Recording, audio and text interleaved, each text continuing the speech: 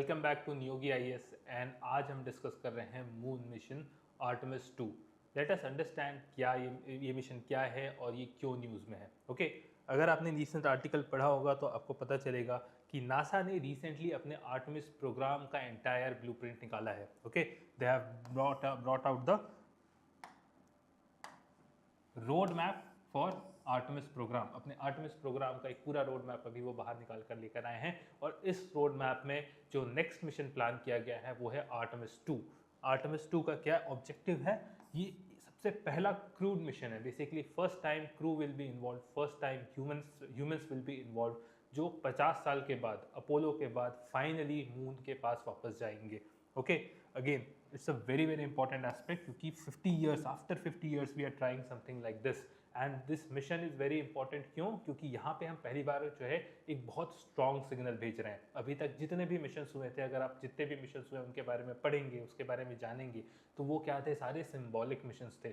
Symbolic missions मतलब हमने वहाँ पे जो भी काम किए हैं उसको एज अ सिंबल की तरह ट्रीट किया जाता है। वो कोई परमानेंट सेटलमेंट या परमानेंट हैबिटेशन के बारे में बात नहीं करते। But for the first time Artemis 2 के लॉन्च के साथ कहीं ना कहीं human race is moving towards permanent settlement in the moon. मतलब एक परमानेंट हैबिटेशन, एक परमानेंट सिस्टम जो मून पे स्टैब्लिश किया जाता है, उस तरफ हम मूव करने का प्रयास कर रहे हैं। All right, so let us understand how this programme is working. Artemis 2 क्या है और ये कैसे वर्क कर रहा है। Alright, so what is this Artemis 2? सबसे पहली बात, ये क्रू मिशन है। Okay basically human element involve होंगे, ह्यूमन जो है एस्ट्रोनॉट्स इन्वॉल्व होंगे जो मून के अराउंड जाकर आएंगे। Okay it will be carried out through Orion spacecraft. जिस स्पेसक्राफ्ट में इसे यूज़ किया जाएगा, जिस स्पेसक्राफ्ट को इसके लिए इस्तेमाल किया जाएगा, उसका नाम क्या है? ओरायन है। एंड इसका ऑब्जेक्टिव क्या है? To send the astronaut around the moon. Again very important, it is not a landing mission. Astronauts को हम सिर्फ मून के अराउंड भेज रहे हैं, वहाँ मून पे लैंड नहीं करवा रहे हैं अभी। All right, what is the utility? Basically what we are trying to determine is that ये एक एक्सपेरिमेंट है हमारे लिए, एक एक्सपेरिमेंट की तरह वर्क करेगा आर्टेमिस 2, जिसके थ्रू हम क्या समझने की कोशिश करेंगे कि डीप स्पेस ह्यूमन ट्रैवल कैसे किया जाता है, what are the parameters जो हमको रिक्वायर्ड है, what are the systems that we require ताकि हम deep space human travel execute कर सके। At the same time we want to test the life support system. हमें किस टाइप का लाइफ सपोर्ट सिस्टम रिक्वायर्ड होगा, किस टाइप का लाइफ सपोर्ट सिस्टम डेवलप करना होगा। And eight the same time testing the navigation beyond the low earth orbit, कि अगर हम ह्यूमन स्पेस फ्लाइट बाहर भेजते हैं तो उसको नेविगेशन सिस्टम उसका किस तरीके का होना चाहिए और कैसे काम करना चाहिए। ये सारे पैरामीटर्स टेस्ट करने के लिए आर्टेमिस 2 को लॉन्च किया गया है। Okay what is the key point? It is a transitional mission. किस तरफ ट्रांजिशन करने की हम कोशिश कर रहे हैं? To develop more comprehensive and permanent settlement. एक परमानेंट सेटलमेंट की तरह हम इसको डेवलप करने की कोशिश कर रहे हैं ऑन द मून। ऑलराइट, अगर आप अपोलो के साथ इसको कंपेयर करें, if you compare this system with the Apollo, there are lot of differences. Apollo जो है लास्ट टाइम जब human landed on the moon, it was through Apollo mission, right? तो अपोलो मिशन के comparative अगर आप देखते हो तो बहुत सारे चेंजेस हैं अभी। राइट, नेचर के टर्म्स में अगर आप देखोगे तो अपोलो मिशन कैसा था? शॉर्ट टर्म विजिट था, बहुत ही शॉर्ट टर्म के लिए human landed on the moon. But अभी क्या है? We are focusing upon long term presence. Long term के लिए मून पे ही हमें अपना प्रेजेंस स्टैब्लिश करना है, ये हम अचीव करने की कोशिश कर रहे हैं। गोल के टर्म्स में अगर देखा जाए तो Apollo mission was a flag planting mission. Finally एक फ्लैग प्लांट करना था मून पे जाके कि we are capable of reaching up to the moon. Alright, but अभी गोल क्या है? अब है सस्टेनेबल हैबिटेशन। बेसिकली अब जो हैबिटेशन हम डेवलप करने जा रहे हैं आर्टेमिस प्रोग्राम के अंदर, वो सस्टेनेबल होगा, लॉन्ग टर्म होगा। ओके फ्रीक्वेंसी की अगर बात करें, it was a one time mission. Apollo mission सिर्फ एक बार एग्जीक्यूट किया गया था, पर Artemis is a regular mission. इसमें आर्टेमिस प्रोग्राम के अंदर हर 6 महीने में नासा ने प्लान किया है कि वो एक और अदर मिशन मून की तरफ भेजते रहेगी। उसमें से कुछ क्रू मिशन होंगे और कुछ अनक्रू मिशन होंगे। Okay eight the same time what is the infrastructure related aspect? तो अर्लियर कभी इंफ्रास्ट्रक्चर के बारे में कोई भी डिसीजन नहीं लिया गया था, but Artemis programme focus specifically on infrastructure. ये स्पेसिफिकली इंफ्रास्ट्रक्चर मून में डेवलप करने के बारे में बात करता है। Alright, now let us get an idea in terms of what is this idea of permanent settlement। permanent lunar base का आइडिया क्या है? अगर आपने पहले पढ़ा होगा तो आपको कहीं ना कहीं ISS का आइडिया होगा, international space station. International space station किस तरीके का सिस्टम है कि यहाँ पे जो है लो अर्थ ऑर्बिट पे जो 400 किलोमीटर के आसपास होता है, वहाँ पे हमने एक स्टेशन बना रखा है और यहाँ पे हम माइक्रो ग्रेविटी के एक्सपेरिमेंट्स करते हैं। यहाँ पे एस्ट्रोनॉट्स जो है बार बार जाते हैं, वापस आते हैं और ये अपने जो भी इनके टास्क होते हैं उसको एग्जीक्यूट करके ह्यूमन एलिमेंट को टेस्ट करके देखते हैं कि whether human can survive in outer space और नॉट, ठीक है, living is possible in outer space और not, life is possible in outer space और नॉट। ये सारी चीज़ों को टेस्ट करने के लिए हमने इंटरनेशनल स्पेस स्टेशन बनाया था। एंड इसी को सेम आइडिया को अब हम मून पर लेकर जा रहे हैं। तो यहाँ पे भी अगर आप देखें तो it will be a permanent human presence similar to international space station की तरह एक परमानेंट ह्यूमन प्रेजेंस हम इंश्योर करेंगे मून पे। एंड इसमें भी कैसे होंगे, एस्ट्रोनॉट कंटिन्यूअस रोटेशनल बेसिस पे जाएंगे, they will go on to the moon, वहाँ पे अपने जो भी एक्सपेरिमेंट्स हैं वो कंडक्ट करेंगे, अपने life they will be there 3 से 4 महीने के लिए वहाँ पे काम करेंगे and then they will return back to earth, और ये साइकिल बार बार चलता रहेगा। सो रोटेशनल एलिमेंट इन्वॉल्व होगा। At the same time there will be utilisation of local lunar resources. Moon पे जो भी रिसोर्सेज अवेलेबल है उनका यूटिलाइजेशन सीखा जाएगा। अभी तक क्या था कि जो रिसोर्सेज थे उसको हम वहाँ से in the form of collect कुछ और अदर फॉर्म में कलेक्ट करके, कभी रॉक्स के फॉर्म में कभी सॉइल के फॉर्म में कलेक्ट करके लेकर अर्थ में आ रहे थे और उसका एनालिसिस कर रहे थे। पर आर्टेमिस प्रोग्राम के अंदर हम क्या करेंगे, मून में जाके वहाँ जो रिसोर्सेज है उनको यूटिलाइज करना सीखेंगे, उसका इस्तेमाल करना सीखेंगे, उनके थ्रू ऑक्सीजन, वाटर और अदर इसेंशियल रिसोर्सेज जैसे हीलियम को जनरेट करना, ये सारे काम हम एग्जीक्यूट करेंगे वहाँ पे। ओके, अगर हम इंफ्रास्ट्रक्चर के टर्म्स में बात करें तो इंफ्रास्ट्रक्चर किस किस के लिए डेवलप किया जा रहा है आर्टेमिस प्रोग्राम के अंदर, तो यहाँ पे जो परमानेंट लूनर बेस होगा इसके अंडर हम क्या क्या काम करेंगे, तो infrastructure will support research work को वहाँ पे जाकर सपोर्ट करेगा। Eight the same time fuel generation के लिए जो है हम सिस्टम्स डेवलप करेंगे इस परमानेंट लूनर बेस पे ताकि फ्यूल जनरेट हो सके। सी आर्टेमिस का एक बहुत बड़ा ऑब्जेक्टिव क्या है कि हम मून को at the end of the day एक लॉन्च पैड बनाना चाहते हैं। लॉन्च पैड किस चीज़ के लिए, ताकि हम फर्दर डीप स्पेस एक्सप्लोरेशन कर सके। बेसिकली हम चाह रहे हैं कि मून का इस्तेमाल होना चाहिए, हम उसका इस्तेमाल करेंगे मार्स में जाने के लिए या उसके बियॉन्ड जाने के लिए। Alright, so this is the very core purpose. So deep space mission is the one of the final objective जो हम इस प्रोग्राम के अंदर अचीव करना चाहते हैं। Alright, so what is the critical link?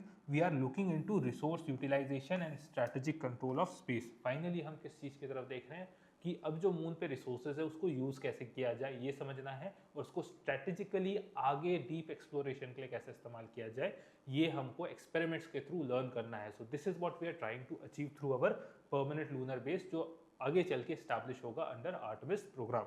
Okay, next aspect is what is in terms of mission frequency. जैसा कि मैंने पहले भी बताया, अब मिशंस की फ्रीक्वेंसी इंक्रीज करने जा रहे हैं हम लोग। व्हाट डज दिस मीन्स कि हर 6 महीने में एक नया मिशन लॉन्च होगा। राइट, नासा का क्या फोकस है कि हर 6 महीने में थ्रू मल्टीपल मिशंस, हर 6 महीने में एक मिशन लॉन्च करके हम क्रूड मिशन में जो है अपना मास्टरी हासिल करेंगे और अनक्रू मिशन के थ्रू कार्गो और लॉजिस्टिक सिस्टम्स को वहाँ पर भेजेंगे। बेसिकली अगर आपको सिस्टम्स डेवलप करने हैं, आपको वहाँ पे ह्यूमन सेटलमेंट डेवलप करना है, तो इंफ्रास्ट्रक्चर रिलेटेड एस्पेक्ट्स को आपको वहाँ पे भेजना पड़ेगा।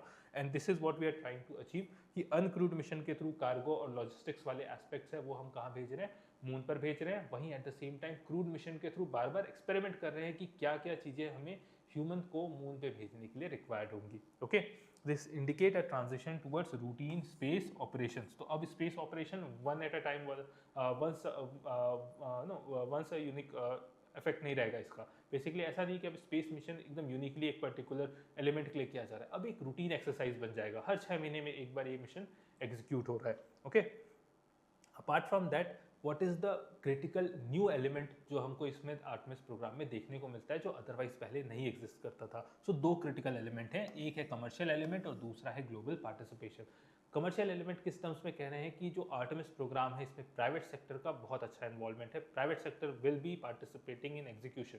ठीक है, तो प्राइवेट सेक्टर, प्राइवेट कंपनीज जो है इसका एक इंटीग्रल पार्ट है, इस प्रोग्राम को एग्जीक्यूट करने का एक इंटीग्रल पार्ट है। At the same time it is multi country driven. अगर आप कोल्ड वॉर की बात करें, अगर आप अपोलो मिशंस की बात करें, so they were driven by competition that was going on. उस टाइम पे जो कंपटीशन चल रहा था यूएसएसआर और यूएसए के बीच में कि स्पेस प्रोग्राम में कौन ज़्यादा माहिर है या कौन ज़्यादा बेटर है, ये वाले जो प्रोग्राम के ऊपर जो वर्कअप चल रहा था उसके कारण हमारा अपोलो मिशन एग्जीक्यूट हुआ था। पर अब सिस्टम डिफरेंट है। आर्टेमिस में क्या है कि हम सभी प्रकार के कंट्रीज़ को एक साथ इंक्लूड करके कोऑपरेशन के थ्रू इस मिशन को एग्जीक्यूट करना चाह रहे हैं। आर्टेमिस प्रोग्राम में ही US, India, European countries, China, Japan, ये सारे कंट्रीज इसमें इंक्लूडेड हैं जो कि इनको साइमल्टेनियसली एग्जीक्यूट कर रहे हैं। At the same time concept क्या कहता है कि now we are shifting from bipolar competition towards multipolar space governance system. ठीक है, तो अब मल्टीपोलर मल्टीपल कंट्रीज के इन्वॉल्वमेंट है जो कि कलेक्टिवली डिसाइड करें कि स्पेस गवर्नेंस आगे चल के कैसा होना चाहिए। So these are the two critical new elements जो आर्टेमिस प्रोग्राम हमको प्रोवाइड करता है। Alright, at the same time अगर मैं इसकी स्ट्रेटेजिक इंपॉर्टेंस की बात करूं, इसके बेनिफिट्स की बात करूं, तो अगर मैं साइंटिफिक पर्सपेक्टिव से देखता हूं, अगर मैं साइंस की तरफ से देखता हूं, तो इसके थ्रू, इस मिशन के थ्रू हम लूनर जियोलॉजी को समझ सकते हैं। We will be able to understand the condition of lunar geology. Lunar में, मून में जितने टाइप के रॉक्स है, जो सर्फेसेस है, जो अदरवाइज डेवलपमेंट्स हो रखे हैं, वो किस प्रकार के हैं, उनके क्या क्या फ़ायदे या क्या क्या नुकसान हो सकते हैं, ये समझा जाएगा। At the same time it will focus upon deep space survival research, कि डीप स्पेस में ह्यूमन कैसे सर्वाइव कर सकता है, because these are very harsh condition, radiations है, आपके आइसोलेशंस है, तो इस कंडीशंस में human how they will be able to survive, उनको क्या क्या रिक्वायरमेंट होगी वो भी समझा जाएगा फ्रॉम द साइंटिफिक पर्सपेक्टिव। वहीं अगर मैं देखता हूँ इकोनॉमिक पर्सपेक्टिव से, तो लूनर का for the first time economic exploitation किया जाएगा। Basically for the first time lunar economy develop होना चालू होगी, क्योंकि अब हम क्या कर रहे हैं, लूनर बेसिकली मून पे जो रिसोर्सेज अवेलेबल है उनको यूटिलाइज करना चालू कर रहे हैं, उनका यूज करना चालू कर रहे हैं, ताकि we can do further deep exploration. Alright, resource extraction जैसे हीलियम 3 हो गया, रेयर मिनरल्स हो गए, ये रिसोर्स एक्सट्रैक्शन के प्रोसेसेस को हम यहाँ पे स्टार्ट करेंगे। Okay, then from the geopolitical perspective it is very very different arena altogether। अब क्या है, ये completely different side पे चला गया है। ऑलराइट, जियोपॉलिटिकल पर्सपेक्टिव से स्पेस क्या है, अब एक न्यू स्ट्रेटेजिक फ्रंटियर है, एक नया एरिया है जहाँ पे लोगों के बीच में और कंट्रीज के बीच में कंपटीशन चालू हो जाएगा। Alright, they will be focusing upon developing their respective lunar basis. अब एक तो कलेक्टिव लूनर बेस बन गया, eight the same time country will come up with the idea of developing their own respective basis, individual level पे इस type के basis को develop करने के ऊपर फोकस करेंगे। And they will focus upon orbital dominance as well, कि orbital dominance भी वो अपना एस्टैब्लिश कर पाए। Right, then so what is the link?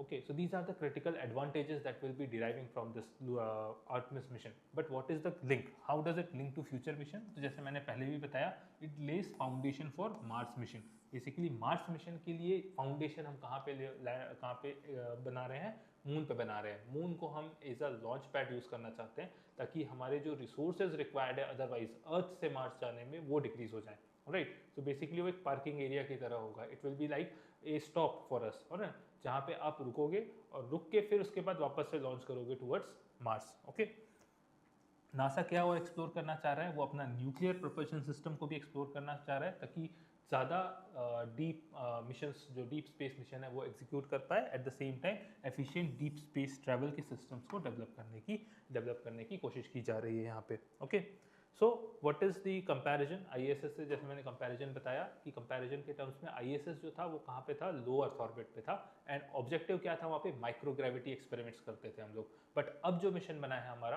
Artemis 2 है, या आर्टेमिस का जो पूरा प्रोग्राम है, वहाँ पे अब हम फाइनली एक बेस बनाने जा रहे हैं which is located 4 lakh kilometres away, और फोकस क्या है, सर्वाइवल बियॉन्ड अर्थ इकोसिस्टम। अर्थ इकोसिस्टम के बाहर हम कैसे सर्वाइव कर सकते हैं, ह्यूमैनिटी कैसे सर्वाइव कर सकती है, वो समझना चाह रहे हैं। So it is much higher complexity, radiation के टर्म्स में, आइसोलेशन के टर्म्स में, और रिसोर्स कंस्ट्रेंट के टर्म्स में। ऑलराइट, सो ये है आपका जो है main element of Artemis 2। So what are the key takeaways जो आपको बहुत बहुत ध्यान रखने की जरूरत है? फर्स्ट ऑफ ऑल, आर्टेमिस 2 क्या है, it is first crewed mission of Artemis programme. ठीक है, सेकेंडली, इसमें कोई भी लैंडिंग इन्वॉल्व नहीं है, it is not a landing mission.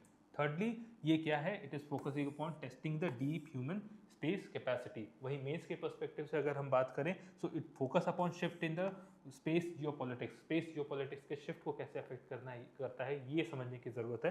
Eight the same time you need to understand कि प्राइवेट सेक्टर के पार्टिसिपेशन जो है, और प्राइवेट सेक्टर क्या रोल प्ले करता है, इसके ऊपर भी सवाल कहीं ना कहीं आपको देखने को मिल सकते हैं। अपार्ट फ्रॉम दैट, एथिक्स के पर्सपेक्टिव से देखें तो कहीं ना कहीं space multilateralism and resource ownership के जो सवाल हैं वो इसमें डेवलप किए जा सकते हैं।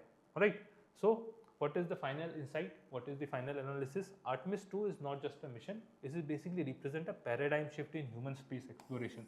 paradigm मतलब जो आइडिया ऑफ स्पेस एक्सप्लोरेशन है वो कम्प्लीटली चेंज हो जा रहा है। ये आइडिया में चेंज क्या है, कि from exploration we are focusing upon expansion. अब हम एक्सपांशन पे जा रहे हैं, अभी तक एक्सप्लोर कर रहे थे, अभी तक हम ढूंढ रहे थे, अब हमने ढूंढ लिया है तो अब हम एक्सपांशन पे जा रहे हैं, वहाँ पे सेटलमेंट बनाने की कोशिश कर रहे हैं। ओके, स्टेट डोमिनेंस से किस एरिया में चले गए? Multi stake holder ecosystem. पहले एक स्टेट अपने आप में सफिशिएंट हुआ करता था, but we now require multiple state cooperation to multi stake holder system, ecosystem को हम डेवलप कर रहे हैं एंड स्टे अर्थ सेंट्रिक से इंटरप्लैनेटरी विजन की तरफ बढ़ रहे हैं। सो पहले क्या था? अर्थ सेंट्रिक सिस्टम था।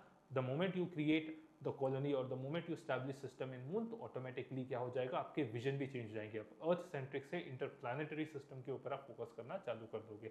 सो these are the major key points और key insight that you have to take home from the Artemis 2। Artemis 2 से आपको लेकर जो है के बारे में आपको ध्यान रखना है। ऑलराइट, आपको इससे रिलेटेड और कोई भी डाउट्स हो तो do let us know on the comments.